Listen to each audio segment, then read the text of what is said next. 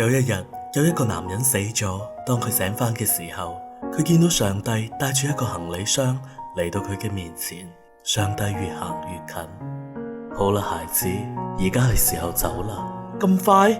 我仲有好多計劃未實現啊！好對唔住，但係你真係要走啦。你喺個行李箱度放咗啲咩啊？屬於你嘅嘢。我嘅嘢？你係指我啲衫、錢、CD、收藏品？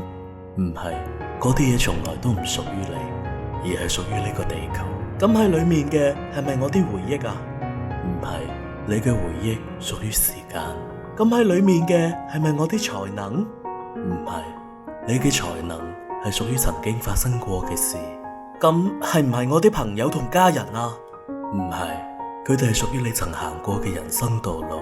係咁，係唔係我嘅老婆同仔女？唔係，佢哋係屬於你嘅心。係咁，裏面一定係我嘅遺體啊？都唔係，你嘅身體歸於塵土。咁啊，咁一定係我嘅靈魂。親愛嘅孩子，你完全諗錯啦，你嘅靈魂屬於我。唔通我從來都冇擁有過任何嘢？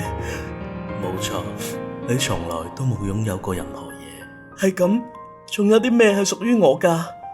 你嘅時間，你活喺呢個世界嘅每一刻都屬於你。珍惜你所擁有嘅每一刻，活好你所擁有嘅每一刻。